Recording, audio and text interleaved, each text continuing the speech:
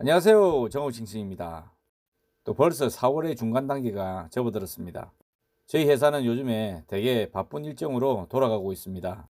D조 선수의 해양 플랜트 구조물 중에 NOC라는 공사에 막바지 작업에 이르르고 있습니다. 그래서 제가 조금이나 일손을 거들기 위해 대형간 파이프를 저렇게 잡고 용접을 하고 있습니다.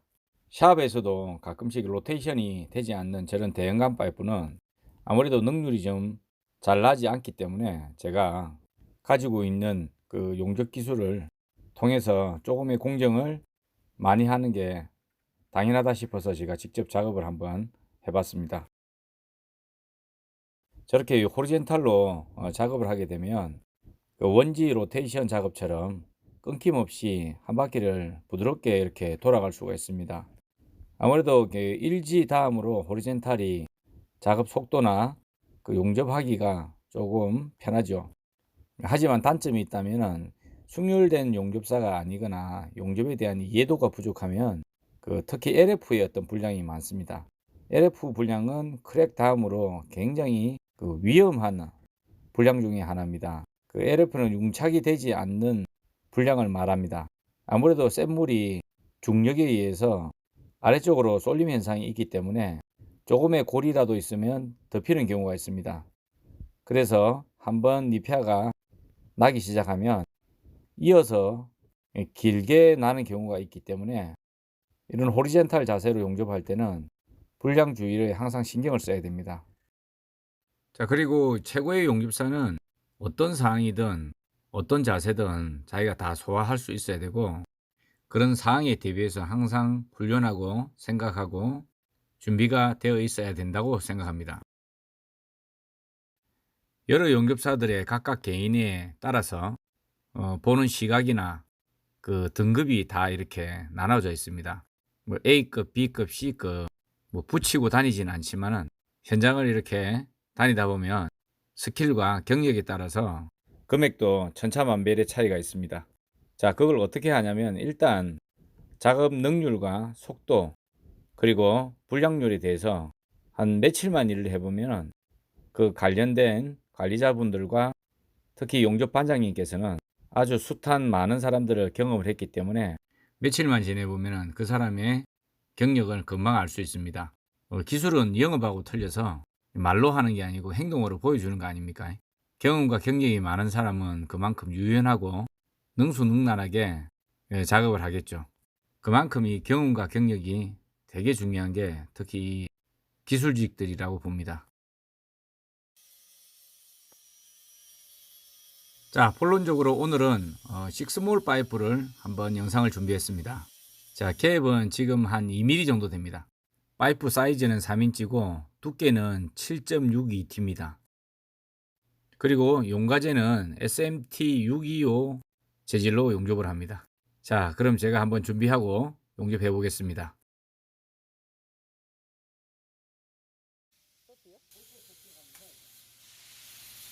자, 용접 방법은 눌러서 일반 서스처럼 용접하는 방법과 그리고 디플럭스나 인코넬처럼 찍어서 용접하는 방법과 열쇠 구멍처럼 키홀을 내서 용접하는 이 세 가지 방법을 사용합니다.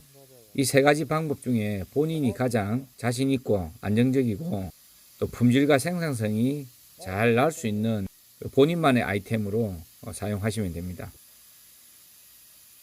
자, 그리고 식스몰에 대해서 잠깐 설명을 드리자면 식스몰은 이 금속에 주 메인인 몰리볼덴이 6% 정도 들어가 있다는 뜻으로 식스몰이라고 명칭을 부릅니다.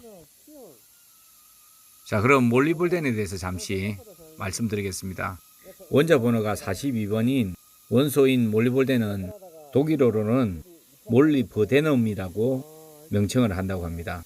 우리나라 와서는 몰리볼덴이라고 불러져 오고 있답니다. 몰리볼덴은 14세기에 제작된 일본도의 합금제로 들어가 있으며 그리고 1차 세계대전 때 가볍고 튼튼한 전차에 장갑판을 만드는데 필수적으로 사용되었다고 합니다. 오늘날에도 몰리볼덴은 고온에서도 물러지지 않고 부식되지 않는 강철의 합금제로 주로 사용된답니다.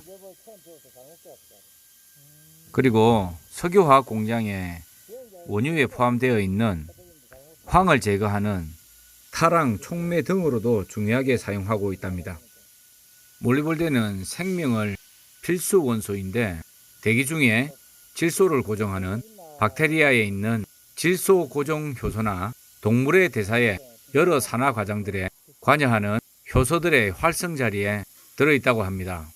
질소 고정 박테리아가 몰리볼데넘 효소를 사용하여 고정시키는 질소의 양은 하브 공정을 써서 공업적으로 고정되는 양과 비슷하다고 합니다. 이처럼 몰리볼덴은 고온에서도 단단하고 부식되지 않는 강철을 제공할 뿐만 아니라 질소 고정으로 먹거리를 풍부하게 하는 중대한 역할을 하는 희귀한 원소로 볼 수 있습니다. 몰리볼덴이 첨가된 금속은 경도와 뇌충격성이 향상되고 농점은 2620도이며 비등점은 4650도입니다. 약간의 차이는 조금씩 있다고 합니다. 그리고 실험 반응에서 액체와 기체 실험에서 화학적 반응은 묽은 향과 100도씨 이상의 짙은 항에서 서서히 녹는다 하고, 기체적 화학 반응에서는 수증기가 약 700도에서 산화가 시작된답니다. 질소에서는 600도 이상에서 취하되고 약 1500도 이상에서는 쥐라물을 형성한다 합니다. 자, 그리고 몰리볼덴과 텅스텐의 차이점이 있는데, 몰리볼덴과 비슷한 성질을 가진 그 소재로는 텅스텐이 있는데, 두 금속은 희귀 금속으로 레어메탈의 일종으로 고융점 고비중이고 열 팽창성이 낮고 열 전도율이 좋다는 비슷한 특징을 가지고 있습니다. 티타늄이나 니켈, 알루미늄 등의 금속과 비교하여 내구성이 뛰어나기 때문에 초합금이라 불리웁니다. 이러한 좋은 특징을 살려 다양한 형태로 가공되어 다양한 기계나 화학 제품의 재료로 사용하고 있습니다. 자, 그리고 가공성에 있는데, 가공성에서는 몰리볼덴은 텅스텐의 상당한 가공성을 가지고 있으며 복잡한 가공이 비교적 용이한 금속입니다.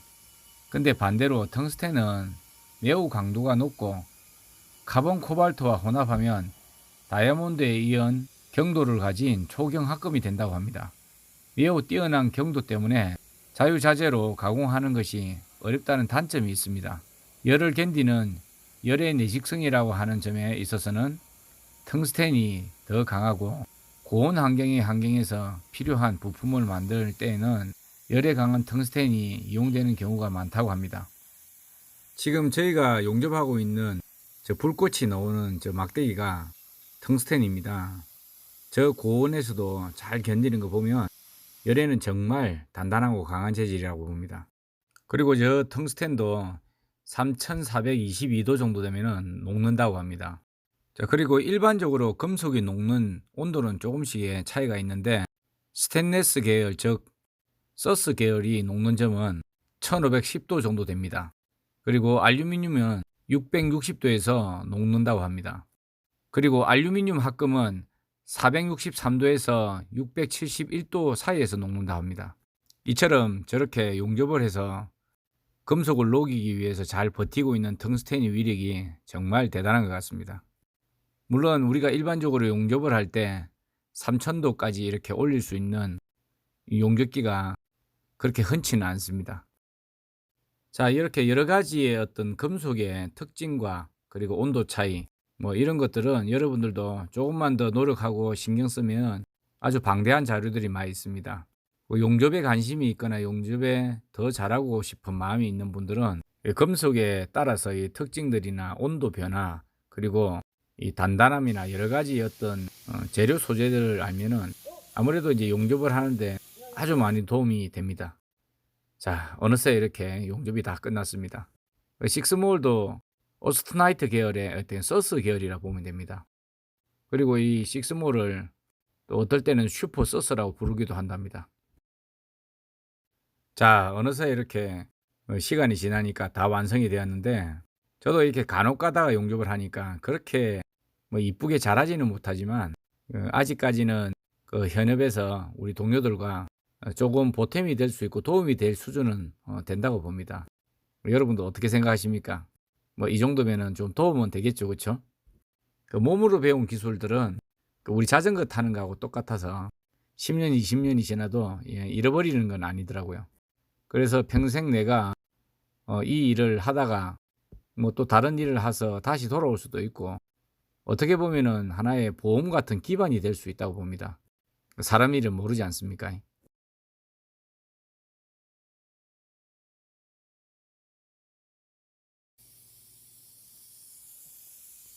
자, 이제 한 백을 한번 보겠습니다. 저도 괜히 마음이 설레입니다.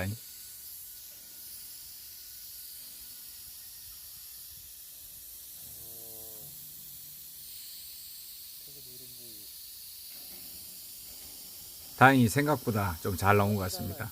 뭐든 처음 배울 때 꼼꼼하게 잘 배워놓으면 평생 그 감을 잃어버리지는 않는 것 같습니다. 자, 이번에도 이 두 분이 저와 이제 유튜브를 통해서 찾아와서 본인들의 어떤 실력을 한번 평가받고 또 입사를 한번 하고 싶어서 이렇게 찾아왔더라고요. 또 그리고 한 분은 10년 전에 용접을 했다가 어떤 이유에서인지는 모르겠지만은 떠났다가 다시 친구 권유로 시작하게 되었답니다. 두 분 다 이 출생지나 고향은 틀리고 다른 어떤 일을 하는 장소에서 만나서 여기를 오게 되었답니다. 또 옆에 한 분은 또 일을 계속 진행하고 있는 분이라고 합니다. 뭐 이것저것 또 여러 가지 말을 또 한번 들어보기도 하고, 또 제가 이렇게 해줄 수 있는 뭐 진실된 말들을 좀 많이 이렇게 제 나름대로는 해줬다고 보는데, 저분들이 뭐 어느 정도 그거를 받아들일지는 저 두 분들의 어떤 마음가짐과 평가에 아마 달려 있겠죠. 저도 그렇게 뭐 전문적인 상담사도 아니고 또 그렇다고 언변술이 이렇게 뛰어나지 못하기 때문에 그냥 있는 그대로 제가 살아온 그대로의 얘기를 뭐 진솔하게 좀 해주고, 두 분의 어떤 뭐 필요한 사항들이라든지 제가 도와줄 수 있는 부분이 있는지에 대해서 좀 많은 대화를 한번 해보고, 또 용접사의 길을 얼마나 어렵고 힘든지에 대한 또 그런 사항까지 한번 세밀하게 한번 털어놓고 얘기를 한번 해봤습니다. 그리고 이 대화가 끝나고 나서 실력 평가도 한번 해보고, 그 실력에 따라서 뭐 입사 조건이나 입사 사항을 한번 체크해 봤습니다.